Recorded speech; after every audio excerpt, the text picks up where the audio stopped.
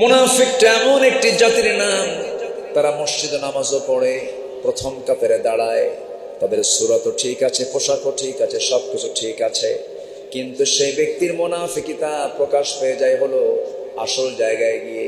মুনাফিক চেনার জায়গা তো মসজিদ নয়, মুনাফিক চেনার জায়গা তো দান সদকা নয়, মুনাফিক চেনার জায়গা হলো জিহাদের ময়দান।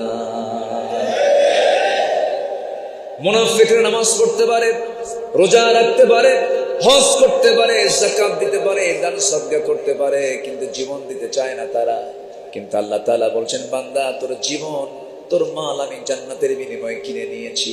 এমন বক্তব্য কোরআনে আছে না নাই?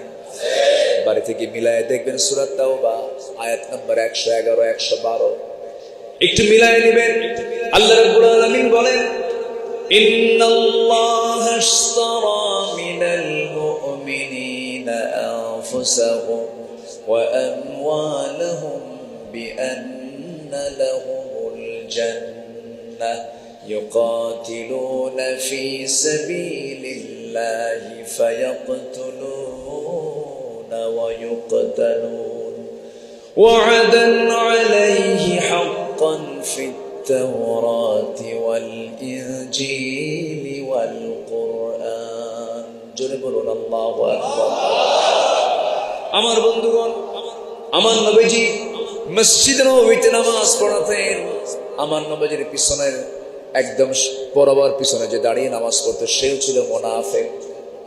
নামাজ পড়তো, নবীজির বিরুদ্ধে সে ষড়যন্ত্র করত, যুদ্ধ লাগায় দিত, ইহুদি নাসারাদের সঙ্গে তারা যোগসাজশ ছিল, পেঁচমুচ লাগায় দিত। আমার বন্ধুগণ, মুনাফিকদের জন্য কেউ দোয়া করলে সেই দোয়াও কবুল করবেন না কে? আসতে বলবেন না কে? তার বড় প্রমাণ হচ্ছেন আমার রাসূল। আমার নবীর জীবদ্দশায় মুনাফিকদের লিডার আব্দুল্লাহ বিন উবাই যখন দুনিয়া থেকে বিদায় নিয়ে নিল, নবীর কাছে এসে তার সন্তান একজন ভালো সাহাবী ছিলেন, এসে বলছেন, ইয়া রাসূলুল্লাহ, আমি জানি আমার বাবা মুনাফিক, আমি জানি আমার বাবা খারাপ মানুষ, কিন্তু হুজুর আমার তো জন্মদানকারী পিতা দুনিয়া থেকে বিদায় নিয়েছেন। হুজুর আপনি যদি আপনার পরনের জুব্বাটা একটু দিতেন, আমার আব্বার গায়ে এটা কাফনের কাপড় বানায় একটু পড়ায় দিতাম। আমার নবীজি কোনো কথা বললেন না, নিজের একটা জুব্বা সাহাবীর হাতে দিয়ে বলেন, যাও তোমার বাবাকে কাফনের কাপড় স্বরূপ এটা পড়ায় দাও।